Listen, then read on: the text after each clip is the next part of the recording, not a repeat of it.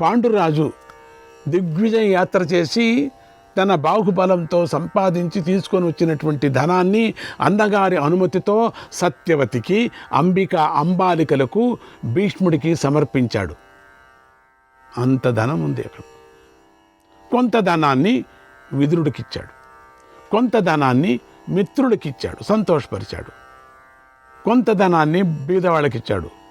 బీదవాళ్ళు లేరండి అక్కడ, ఎతికినా లేరు, పట్టీలో లేరు, ఎవరు తీసుకునే వాళ్ళే దిక్కు లేరు. మాకెందుకు పోనే. తల్లి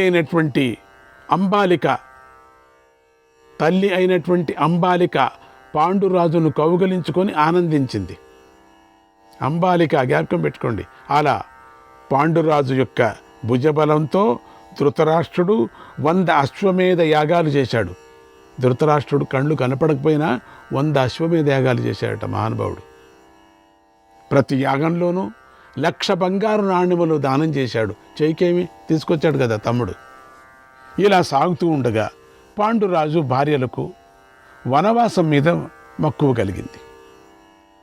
ఊరికే ఉండొచ్చు కదా, అట్లా తిరుగాడుకొని వస్తాను స్కూటర్ తీసుకొని అన్నట్టుగా వీళ్ళకి అనిపించింది. అందుచేత వారి ప్రోత్సాహంతో పాండురాజు సౌఖ్యాలను విడిచిపెట్టి వారి కోరిక తీర్చాలనుకున్నాడు. అంటే వనవాసంలో ఉండాలా అనిపించిందట. ఇప్పుడు చేస్తారు, ఇప్పుడు చేంజెస్, వీళ్ళకు కూడా చేంజెస్. అరణ్యంలోనే సంచరిస్తూ వేటాడటంలోనే ఆసక్తుడై ఉన్నాడు. ఎప్పుడు కూడా హిమాలయ దక్షిణ ప్రాంతంలో సంచరిస్తూ వేగిస చెట్లు ఉన్న వనాల్లో నివసించాడు. కుంతీ మాద్రులతో కలిసి ఆయుధాలు పట్టుకొని తిరుగుతున్నటువంటి ఆ పాండురాజును చూసి అక్కడ ఆటవికులు ఆయనను దేవుడిగా భావించారు. ఆ సమయంలో ధృతరాష్ట్రుడు ఏర్పాటు చేసిన సేవకులు పాండురాజుకు అనేక సుఖాలను సమకూర్చారు. ఆ సమయంలో సమకూర్చాల్సిందే. పాండురాజు ఆనందంగా కాలం గడిపాడు. ఎందుకు, రాజు కదా. ఇది ఇలా ఉండగా ఇక్కడ హస్తినాపురంలో ఉన్నటువంటి భీష్ముడు దేవకుడనే రాజు వద్ద ఒక పారశవి కన్య ఉన్నదని విని ఆయన వద్దకు వెళ్ళి విదురుడికై ఆ కన్యను వరించాడు. ఆమెను తీసుకొని వచ్చి విదురుడికిచ్చి పెళ్లి చేశాడు. విదురుడు ధర్మబద్ధంగా సంసారం చేసి ఆమె యందు తన వంటి మంచి గుణాలు గల పుత్రులను కూడా కన్నాడు. భీష్ముడు అందరికీ చేశాడు, ఇంకో కొనవాడు చేయకపోతే ఎట్లా చేశాడు. బిడ్డలకు అనేంతవరకు చేసేశాడు. ఓం శ్రీకృష్ణాయ పరమాత్మనే నమః. తరువాత ధృతరాష్ట్రుడికి గాంధారి యందు 100 పుత్రులు పుట్టారు. అబ్బా! అంతఃపురంలో నివసించే వైశ్యజాతికి చెందిన మరొక భార్య యందు ఒక పుత్రుడు కూడా పుట్టాడు. ఇంకొక భార్య యందు ఒక పుత్రుడు. అటు వనంలో పాండురాజుకు కుంతీ మాద్రుల యందు దేవతల ద్వారా 5 పుత్రులు పుట్టారు అన్నాడు వైశంపాయనుడు. ఇది కథ జరుగుతుంది, వైశంపాయనుడు చెప్తున్నాడు. ఇలా మహర్షి సంక్షిప్తంగా చెప్పేసరికి జనమేజయుడికి వీరి జననగాథను పూర్తిగా వినాలని కుతూహలం కలిగింది. ఏంటి ఇంతటితోనే ఆపేశారు? వాళ్ళకి అక్కడ 100 మంది పుట్టారు, వీళ్ళకి 5 మంది పుట్టారు, అట్లా చెప్పేశారే, ఏంటిది? సూక్ష్మంలో చెప్పేశారు, ఏంటిది? ఏం కంప్యూటర్ భాషతో చెప్పినట్టు చెప్పేశారు? సాధ్యం లేదు, మాకు డీటెయిల్గా చెప్పాల్సిందే. మహర్షితో, అయ్యా ద్విజోత్తమ, గాంధారీదేవికి 100 మంది పుత్రులు పుట్టారని చెప్పారు. బాగుంది. అయితే వారు ఎలా పుట్టారు? ఎంతకాలానికి పుట్టారు? వారికి ఆయుస్సు ఎంత ఉంది? 100 మంది పుత్రులు ఎట్లా పుట్టారు? ఒకటే పారు ఎట్లా పుట్టారు? అలాగే ధృతరాష్ట్రుడికి వైశ్యకాంత యందు పుత్రుడు ఎలా పుట్టాడు? పతివ్రత అయినటువంటి గాంధారితో ధృతరాష్ట్రుడు ఎలా ప్రవర్తించాడు? కంద మునిచేత శపించబడ్డ పాండురాజుకు దేవతల ద్వారా 5 పుత్రులు ఎలా జన్మించారు? ఈ నా బంధుజనుల సమాచారాన్ని అంతా యథాతథంగా చెప్పండి. నా బంధువుల గురించి ఇలా సంక్షిప్తంగా చెప్పటం వల్ల నాకు తృప్తి. ఇట్లా ఇంత భాషలో చెప్పేశారు మీరు, నాకు ఇంత చిప్పులాగా చెప్పారు, తృప్తి కలగటం లేదు అన్నాడు వైశంపాయనుడు. ఓ జనమేజయ, అలాగే నువ్వు కోరినట్టుగానే చెప్తున్నాను విను. ఒకనాడు వ్యాస మహర్షి బాగా అలసటతోనూ ఆకలితోనూ ధృతరాష్ట్రుడి వద్దకు వచ్చాడు. గాంధారీదేవి ఆయనకు సేవలు చేసి సంతోషపెట్టింది. అందుకు వ్యాస మహర్షి ప్రసన్నుడై ఆమెను వరం కోరుకోమన్నాడు. గాంధారి, ఓ మహర్షి, నా భర్త వంటి పుత్రులను 100 మందిని ప్రసాదించండి అని కోరుకుంది. అంటే అటువంటి బలాఢ్యుల్ని. మహర్షి అలాగే అని వరమిచ్చి వెళ్ళిపోయాడు. కొంతకాలానికి గాంధారి గర్భవతి అయి గర్భాన్ని 2 సంవత్సరాలు మోసింది. అయినా కాన్పు రాలేదు. 2 సంవత్సరాలు ఉండటం అనేది కష్టం. ఇంతలో కుంతీదేవి సూర్యుడి వంటి తేజస్సు గల పుత్రుణ్ణి కన్నదని విని దుఃఖించింది, మూర్ఛపోయింది. కొంతసేపటికి తేరుకొని ఎంతో విచారించి ధృతరాష్ట్రుడికి తెలియకుండా తన గర్భం మీద కొట్టుకుంది. ఒక్కపారి రాయితో కొట్టేసింది. ఈ గర్భం ఏంటి, 2 ఏళ్ల నుంచి ఇట్లే ఉంది, మోసి మోసి సస్తాన నేను అని చెప్పి కొట్టేసింది. దాంతో ఆమె గర్భం నుండి ఒక మాంసపిండం బయటపడింది. ఇది ఇనుప గుండులాగా కఠినంగా ఉంది, అంత ఢన్నని పడింది కిందికి. ఇదేంటిది ఇట్లా ఈ పెద్ద గుండులాగా గుండ్రంగా ఉండేది పడింది కిందికి. ఆ 2 సంవత్సరాలైనా ఆ మాంసపిండం ఫలించకుండా ఉండటాన్ని చూసి గాంధారికి విసుకొచ్చింది. ఇది ఫలించలేదు, ఏమిటి ఈ గుడ్డిది? ఆవేశంతో దాన్ని పారవేయాలని చూసింది, దాన్ని తీసి పారేయాలని. ఆమె ప్రయత్నాన్ని, ఉద్దేశాన్ని గమనించినటువంటి వ్యాస మహర్షి వెంటనే అక్కడికి వచ్చాడు. అమ్మా గాంధారి, ఎందుకు ఇలా చేస్తున్నావు అని అడిగాడు. గాంధారి, ఓ మహర్షి, కుంతికి కొడుకు పుట్టాడనే దుఃఖంలో నేను నా కడుపు కొట్టుకున్నా, నాకు పుట్టలేదే అని. నువ్వు నాకు 100 మంది పుడతారని వరమిచ్చావు, కానీ ఇప్పుడు ఏమైందో చూడు. వారికి బదులుగా ఒక మాంసపిండం పుట్టింది, గుండుగా ఉండేది అంది. వ్యాసుడు, గాంధారి, నా వాక్కు అమోఘం. నేను వరమిచ్చినట్లుగానే ఏం వరమిచ్చానో అది జరుగుతుంది. నేను ఇప్పటి వరకు మాట మాత్రంగా అయినా అబద్ధమాడలేదు. అందుచేత నా వరం అసత్యము కాదు. కృష్ణ కృష్ణ.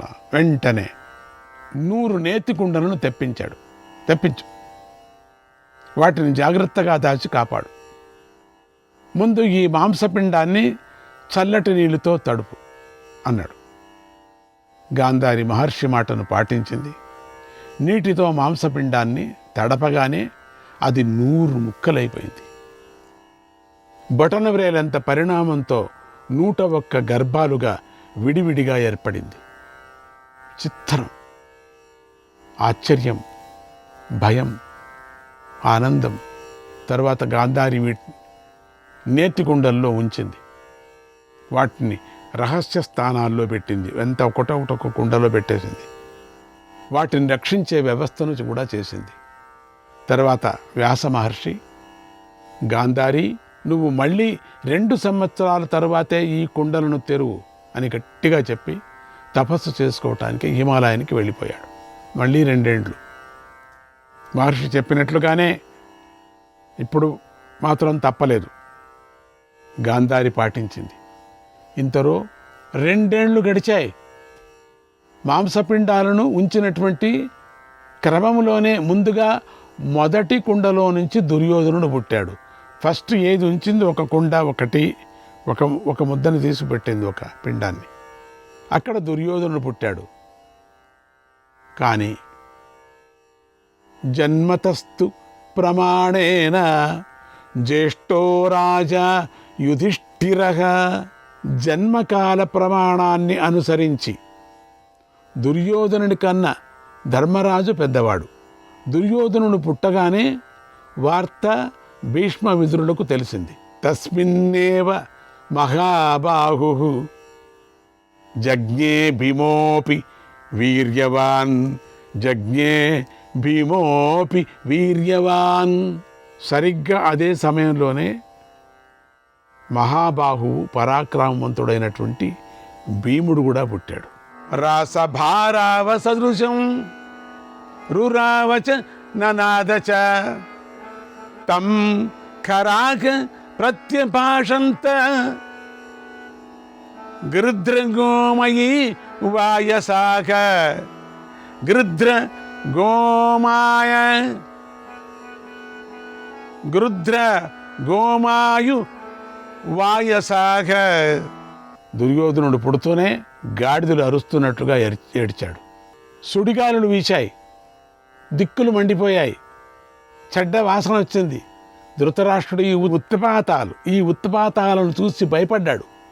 ఇవన్నీ మొదట ఉత్సాహం అనుకున్నాడు, ఉత్సాహాలు అని భయపడ్డాడు. భీష్మ విదురులను అనేక బ్రాహ్మణులను కూడా మిత్రులను కురువంశ ప్రముఖులను పిలిచి ఇలా అన్నాడు, పెద్దలారా ప్రజలారా, కురువంశంలో రాజకుమారుల్లో యుధిష్ఠిరుడు పెద్దవాడు, రాజు కాదగినవాడు. అతడి విషయంలో సందేహం లేదు. కానీ అతడి తరువాత పుట్టిన దుర్యోధనుడి విషయంలోనే సందేహంగా ఉంది. అతడు రాజు అవుతాడా? ఈ విషయాన్ని బాగా ఆలోచించి నిజాన్ని చెప్పండి, జరగబోయే దానిని కూడా స్పష్టంగా చెప్పండి అని అడిగాడు. ఆ మాటలు పూర్తి అయ్యాయో లేదో మళ్ళీ అన్ని దిక్కుల నుండి క్రూర జంతువులు ఘోరంగా అరిచాయి. అశుభాన్ని సూచిస్తూ నక్కలు కూతలు పెట్టాయి. ఇక పడుకున్నటువంటి గాడిదలు లేచి కేక పెట్టాయి. అలా అంతటా కనిపిస్తున్నటువంటి భయంకరమైనటువంటి మరిచిపోయి పడుకున్నాయి గాడిదలు. తీసుకొచ్చాడు కదా గాడిదలు, అవన్నీ లేచాయి. లేచి వేన్ కూక పెట్టాయి. అసలు వీళ్ళు అక్కడ పంచాంగం చూడటానికే వీలు కాకోకుండా శబ్దాలు వచ్చేసాయి, గాడి శబ్దాలు. అలా అంతటా కనిపిస్తున్నటువంటి భయంకరమైనటువంటి అపశకునాలను గుర్తించి, కేకలు గుర్తించి, విపరీతమైన కేకలు. విదురుడు బ్రాహ్మణులు ధృతరాష్ట్రుడితో ఇలా అన్నారు, మహారాజా, నీ పెద్ద కుమారుడు పుట్టగానే భీకరమైన శకునాలు పుట్టాయి. దీన్ని బట్టి నీ కొడుకు సమస్త కురువంశాలకే నాశకుడు కాగలడని స్పష్టంగా తెలుస్తుంది. ఇప్పుడే వీడిని వదిలేస్తే అన్ని విఘ్నాలు శాంతిస్తాయి. వీడినొక్కడిని ఏమైనా చేసి చంపేస్తే మంచిదేమో అని వీళ్ళు అభిప్రాయం వేసి, కురువంశానికి మేలు కలుగుతుంది. ఇలాగే వీడిని కాపాడితే మాత్రం భవిష్యత్తులో తీవ్రమైన ఉపద్రవం కలుగుతుంది భూమికి. మహారాజా, నీకు 99 మంది కొడుకులే ఉన్నారు కదా. నువ్వు నీ శాంతిని కోరుకునేవాడివైతే ఈ ఒక్కడిని విడిచిపెట్టు. ఏకేన కురువై క్షేమం కులస్య జగతస్తథా. ఈ ఒక్కడిని విడిచిపెడితే నీ వంశానికి, లోకానికి, భరత భూమికి క్షేమాన్ని కలిగించు. త్యజేదేకం కులస్యార్తే గ్రామస్యార్తే కులం త్యజేత్ గ్రామం జనపదస్యార్తే ఆత్మార్తే పృథివీం త్యజేత్. వంశం కోసం వ్యక్తిని, గ్రామం కోసం వంశాన్ని, దేశం కోసం గ్రామాన్ని విడిచిపెట్టాలి. తన శ్రేయస్సు కోసం సమస్త భూమిని విడిచిపెట్టాలి. ఈ నీతిని అనుసరించి నీ పుత్రుణ్ణి విడిచిపెట్టు అన్నారు. విదురుడు మొదలైన వారు, ధృతరాష్ట్రుడు ఆ నీతి వాక్యాలు విని కూడా పుత్రమోహం చేత వారి మాటలు పట్టించుకోలేదు. అప్పుడు పర్యం పట్టించుకుంటే మహాభారతం కథంతా వేరే అయిపో.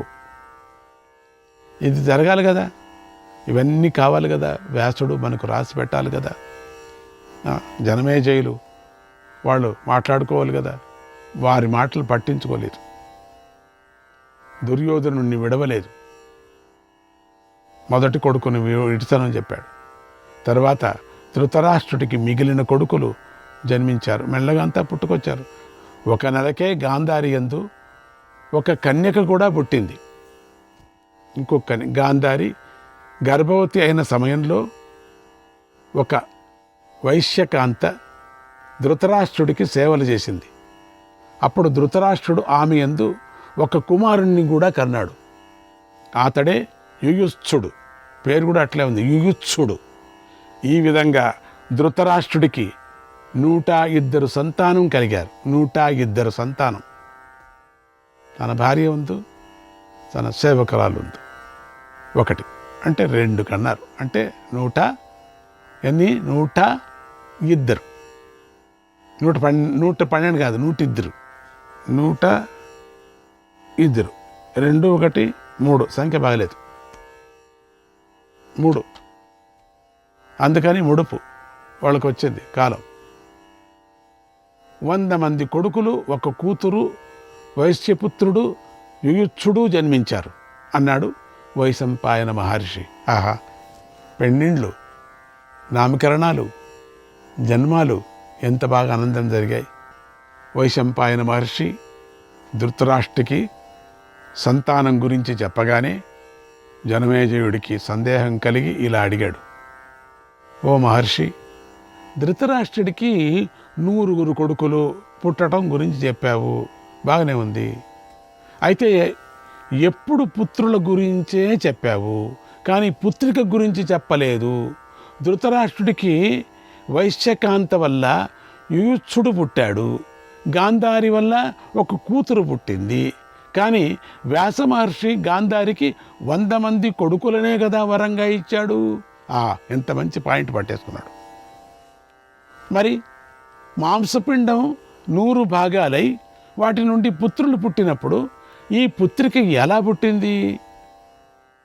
గాంధారి గర్భం ధరించకుండా ఈ పుత్రిక ఎలా పుట్టిందో నాకు సందేహంగా ఉంది, దయచేసి వివరంగా చెప్పు అని కోరాడు.